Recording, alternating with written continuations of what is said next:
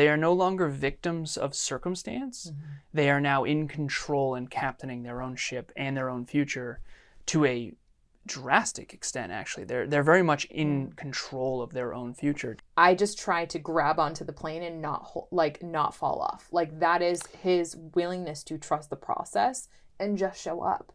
And as you show up with guides who can help you, then that allows you to actually leverage the systems that then allow this to happen. And so through that process, you actually develop evidence that contrasts what shame response system says.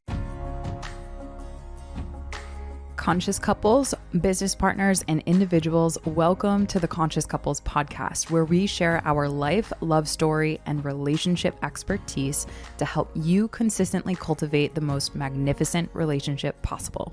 Never again will you feel hopeless and alone in your intimate relationship challenges. We'll help you have the courage to be your authentic self, communicate effectively, and constructively resolve conflict.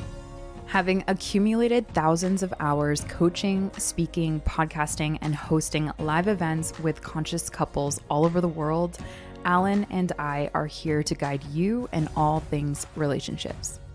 Thank you again for tuning into the one place where it's not about you or me, it's about the we.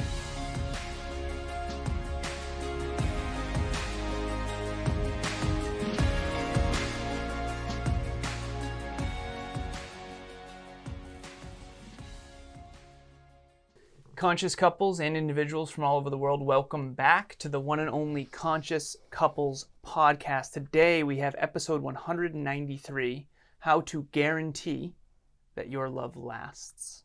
Before we jump into this episode, I want to give a huge shout out and thank you to Next Level Podcast Solutions for producing this podcast and now 70 others, growing like crazy over there. 70 podcasts. Think about the impact of that. Mm-hmm. Personal growth, self-improvement, self-help, mental health, all the good things spreading in the world, what you never learned in school but desperately need to know. Thank you, Next Level Podcast Solutions and the podcast production team for doing all of that, including this show as well.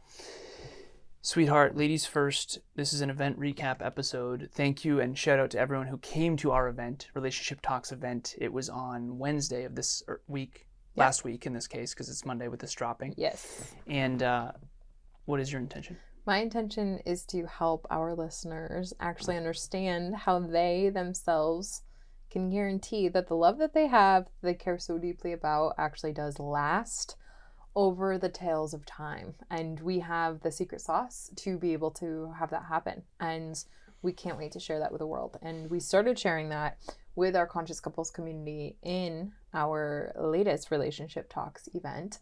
And that specifically was how to set and crush your goals with your partner. So that was Relationship Talks number 52. And we really showcased one of our most consistent clients. And they are quite literally the testament of how you can guarantee that your love lasts with your partner. Okay, so I just looked up some statistics about divorce. And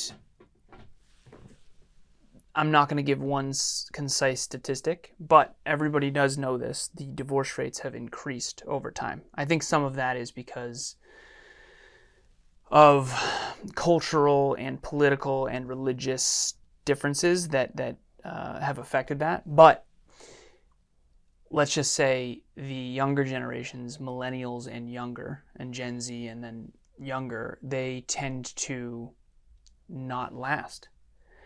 And let's just say the divorce rates are high. How does someone get married or be in a long-term committed relationship and increase the chances that they stick around long-term?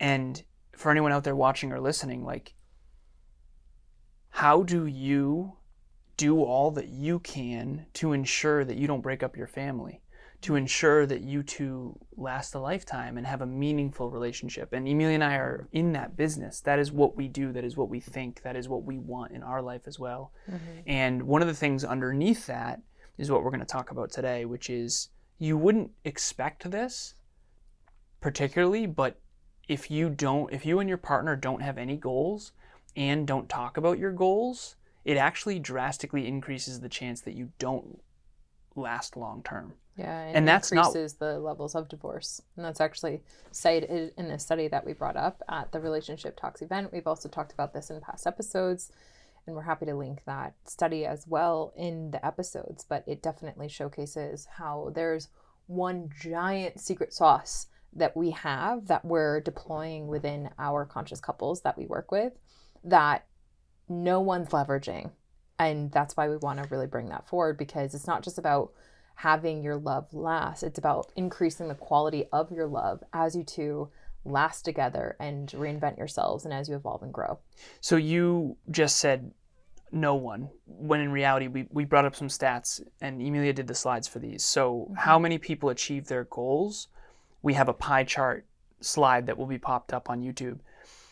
How many people achieve their goals? 6% achieve their goals, 14% set goals but don't achieve them, and then 80% don't have goals at all. So we don't mean no one, but the large majority of the population do not have clear, specific, measurable goals, and that is a huge concern. That's a huge problem. And when we did the research on trying to understand, okay, what does that actually look like in terms of couples? What is the research saying about couples and goals, and are they leveraging goals? And we will link that study in the show notes, by the way.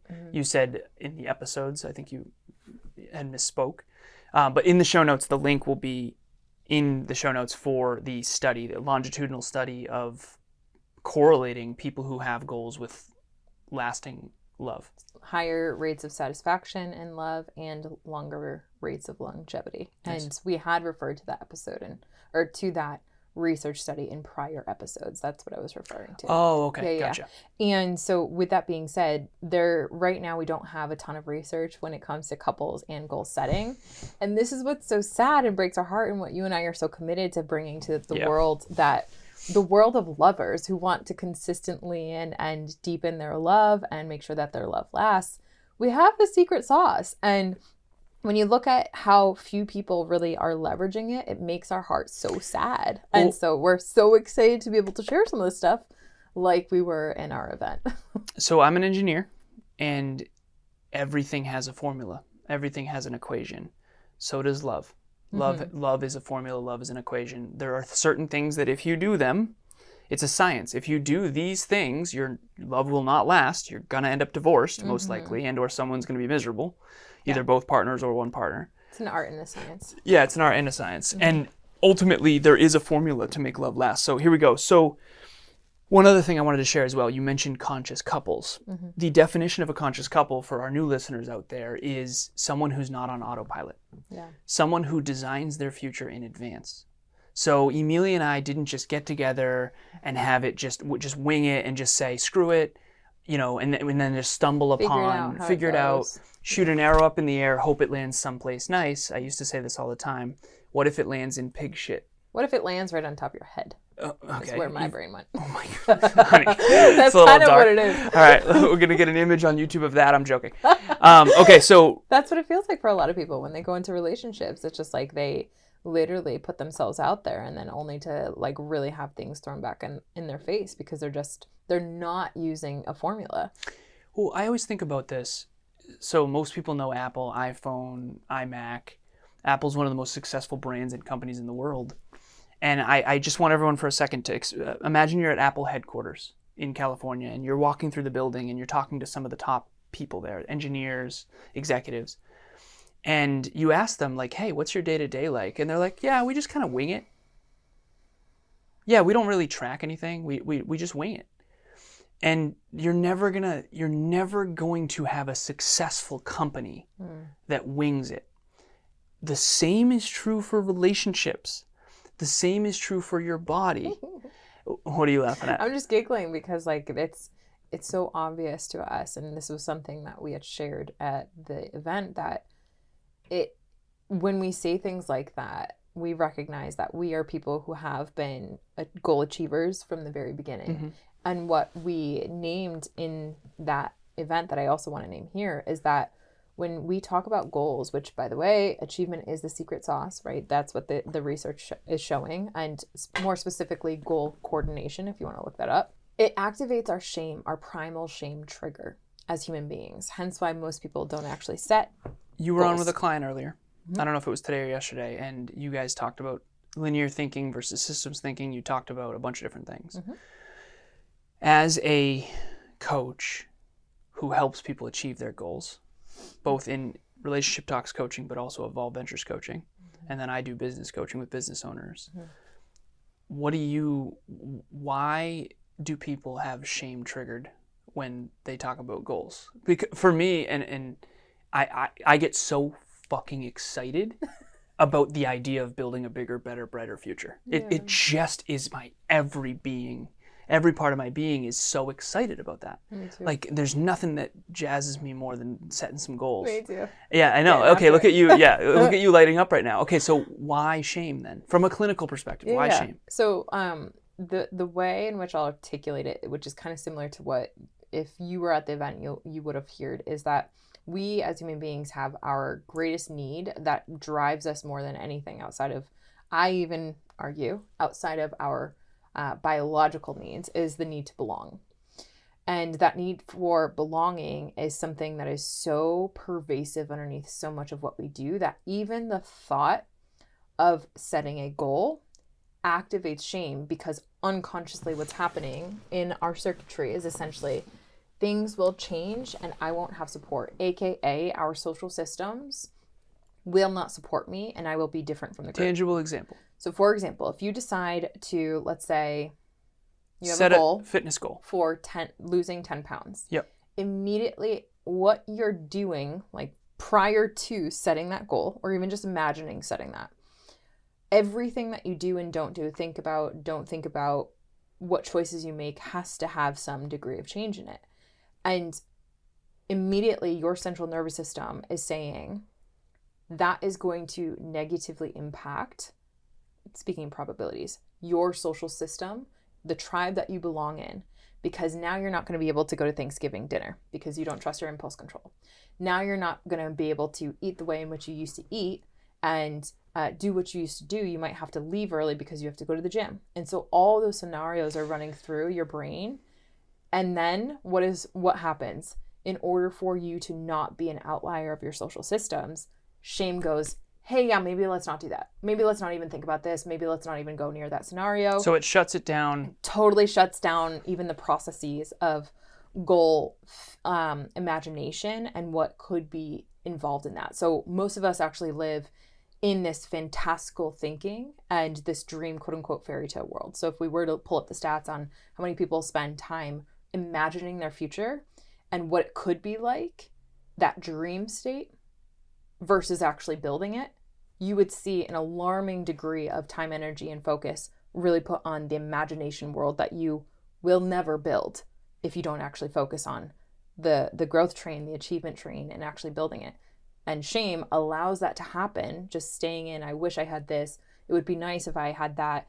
I would love to lose 10 pounds, but you never actually do the hard thing, which is overcome shame. Overcome that's going to make everything How does someone change. overcome shame? Okay, so any of our listeners, if they're out there, I want you to think about your future and think about a goal that you want to achieve.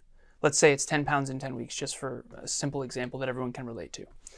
And I do this with Kev, and he's like, dude, that's a big goal. And I'm like, exactly. When you is say that big? everyone can relate to, no, I don't believe that people can relate to that. Okay, let's say you want to lose 10 pounds. Everyone can relate to that. Maybe not in 10 weeks, but everyone would want to not everyone would want to lose 10 pounds, but most people want to lose weight. Is that fair? I think that's more relatable. Okay, most people want to lose weight.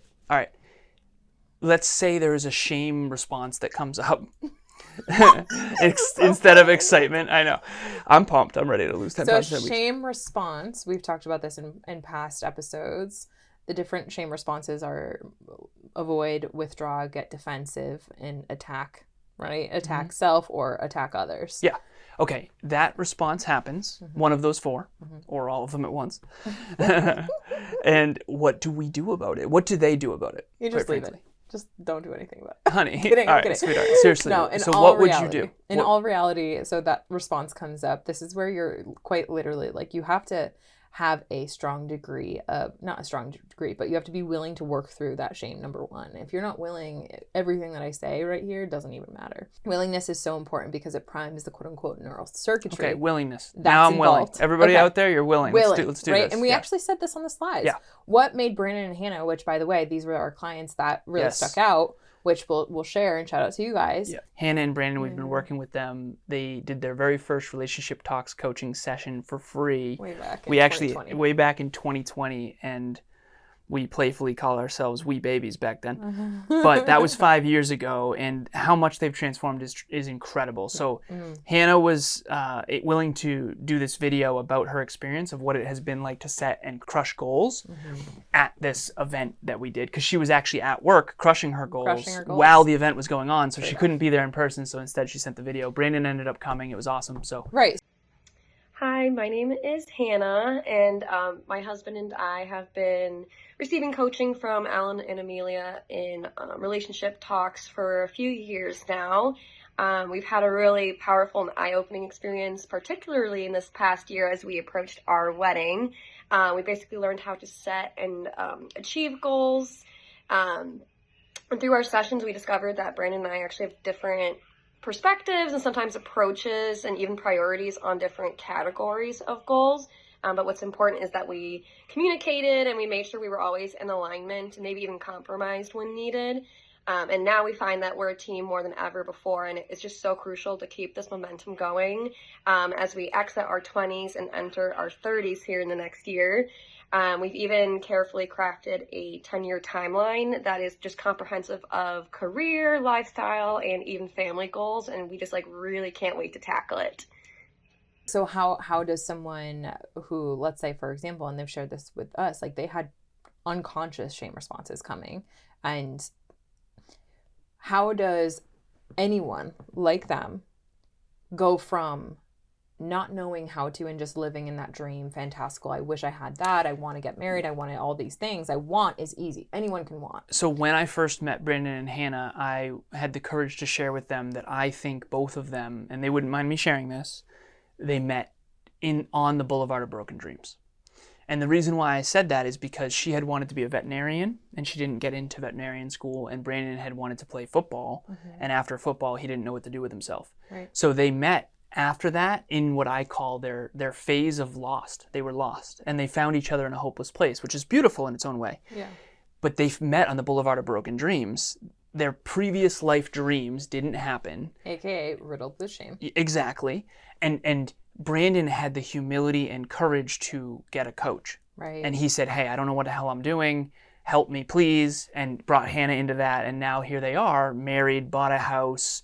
I mean, the best wedding, the best day of their life. Branden said that at the event. Earning six figures together. Yeah, absolutely crushed it. Getting raises and promotions left and right. Life is working for them. They're no longer are they working for life. Yeah, they are no longer victims of circumstance. They are now in control and captaining their own ship and their own future to a drastic extent. Actually, they're very much in control of their own future to a very strong extent. And so back to the question, right? One of the slides that we had was really to everyone. How do we do this? How do we, in lack of better words, disalarm the shame response system? I said willingness, which was number one on the slide. Then we said process, then we said systems.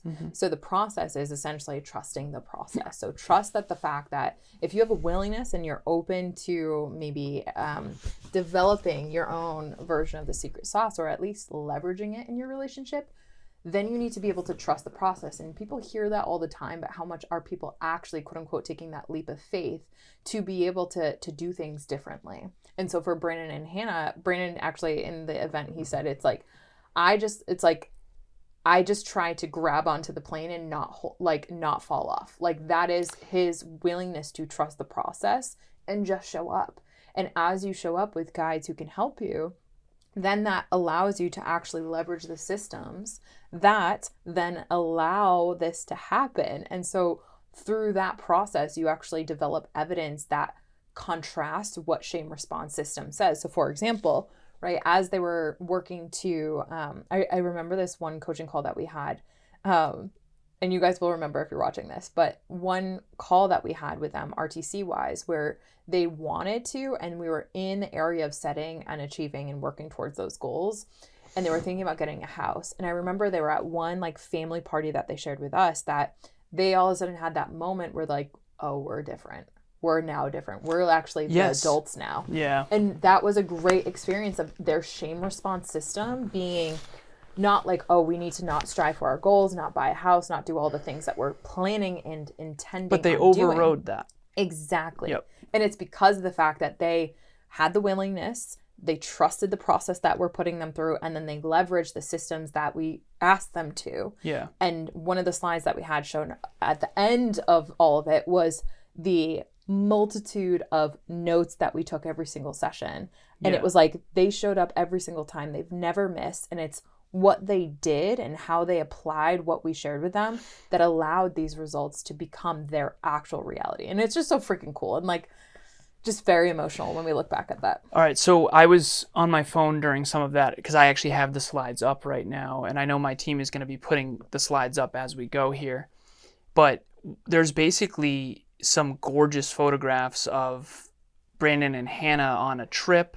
Branden and Hannah when Branden first proposed to her, and their wedding and their engagement party and all these beautiful, what I call glitz and glam. Also, Hannah is the GM of her own pet store now, and it's crushing it. So, and then them in front of their house, they bought a house, all these beautiful photos. And my favorite part of the event on Wednesday night was basically Emilia did the slides, and she had all these gorgeous photographs that are all public, by the way, because they're on their Instagram and all that. Mm-hmm.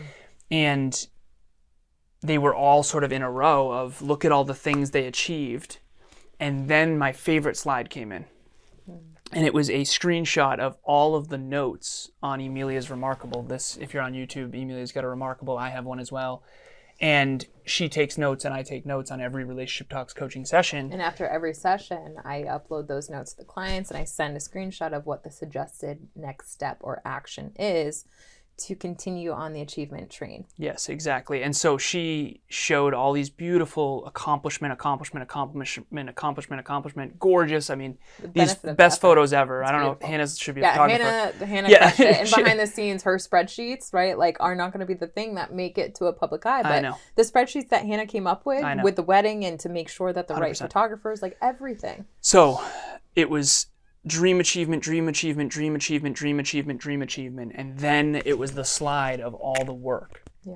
And it was, how many notes do you think were on that? It must have been 120 plus. Okay. Yeah. So there's 52 weeks a year, and they do Relationship Talks coaching for 2 to 3 years here. And 52 divided by 2 is 26, so at least 26 times 2. So you're looking at 52 pages of notes minimum for 2 years. Mm-hmm. And so what I want to make as clear as possible here is it's really awesome to see someone get engaged, buy a house, make 6 figures, have an engagement party, have a wedding, and see them achieving all their goals and dreams together. Mm-hmm. That's the top of the iceberg. But what I care about deeply and what I hope our listeners are really getting here is the work behind the scenes and the anxiety and the stress and the brutal conversations and the hard conversations and the hard work that no one sees is actually what created those beautiful photos. And is what ironically is going to be, if you can have your love get better, which is what they had, last in the hard times, just imagine what it's going to be like in the great times. And Hannah's Mitro will share this, like they think different, they approach things different, they have different solution sets. And it's in their differences that allows that love to be there, but it's how they respond to challenging events and circumstances that are not ideal is what is allowing that love to last and deepen over time. Okay, so these are the 5 steps at the end of the event that we gave, and here they are. Number 1, create a dream list individually. All of these will be in the show notes, by the way. Number 1, create a dream list individually, and we'll give some examples. Number 2, sit down and share your dreams list with your partner. Mm-hmm. Number 3, circle the top 3 dreams you both agree to work on this year. I always say 1 is too few, 5 is too many, 3 at a time. Any more than 3 at a time, your brain's going to freak out. Mm-hmm. All right, so 3 at a time. Combined, by the way. So you look at, partner 1's list and partner 2's list, and then you combine them and you pick 3 that you're going to focus on at a time, and then you check them off as you go. And I didn't say this explicitly in the event, but ideally it would be 1 that's individually within yours, 1 that's individually within your partners, and then 1 that you two both share and overlap. So they did that naturally, which was one of them was get a home. And Yeah, so that was the way the in overlap. which Hannah did that was specifically related to her work and her gross income that she was tracking, and Branden was a little bit different, but indirect towards that. Okay, so one goal for you, one goal for your partner, one goal for the we. And you're going to have 3 goals at a time, at all times. Yeah. Okay, so number 4 is once you have those 3 picked and circled, determine the correct metric for each goal to track weekly. If you need help with this, reach out to us. A lot of people have trouble with goals, metrics, habits. Like, what's the difference? I'm doing a group coaching program at Next Level University right now where group 20, we're still working through what's the difference between a goal, a metric, and a habit. And it is really actually challenging. And then a skill that needs to be developed in order to do those habits, to achieve those metrics, to achieve those goals. So there's a whole side, exactly. That you need to have in that. So there's a lot to this, which is why you need coaches. Yeah. And this is all we do. We love it. Emilia and I, every single day, 6 days a week, including Sundays, but no front facing, we help people set and achieve goals. This is all we do. And work towards them and feel capable in hitting them. Yeah. So number 5 is check in on your goal during your weekly we check-in. So all of those will be in the show notes. And if you need help, which you probably will, and no shame in that, that's great. That's called humility. Reach out to Emilia and I. We have a free 30-minute relationship talks coaching session for every single listener available. If you've already done yours, obviously only the first one is free. I actually have a client of mine at business coaching that her and her partner, shout out to you, you know who you are, want to sit down with us soon. So the link for that will be in the show notes. And anything you want to add before we go? Also, in the show notes, there's a lot that we're giving away for free, which I love that. And we want you to take advantage of this, is the communication essentials that couples and relationships need in order to thrive. That's going to be our next Relationship Talks event. That will be November 20th at 5 p.m. Eastern Standard Time. The link to register for that is in the show notes. And what we essentially, if I could give you the through line on that, we all think that communication is the key to relationships. But what's actually underneath that, Alan and I will talk about in the event and go deeper and delve into your worlds, is the certainty that communication, the vessel of communication, gives to each other in order to go meet those goals, in order to have that love last, and ultimately in order to thrive. And that's what we're going to be focused on in this event. And is this one going to be actually on Thursday, or is this on Wednesday? I believe this one's on Thursday. Yeah. Yep. Correct. You're certain? Certain. Okay. 100% certain. All right. So the link to register will be in the show notes. Those are free. A huge shout out and thank you for those of you who did come to our Relationship Talks event on how to set and crush goals, which this episode was built on. Thank you. We learn from you as much as you learn from us. Thank you. And shout out to William, new Conscious Couples member in the Conscious Couples group chat. Yeah, love it. Shout out to you, William. And as always, it is not about you or me. It's about the we. We'll talk to you next time. Bye, everyone. Thanks for joining us for another episode of the Conscious Couples podcast. We love connecting with the Conscious Couples community, so please check the show notes to connect with us and say hello on social media. If you and your partner resonated with this episode, please leave us a 5-star review at the link in the show notes and share this with someone you love. Until next time, it's not about you or me, it's about the we. We'll talk to you next time.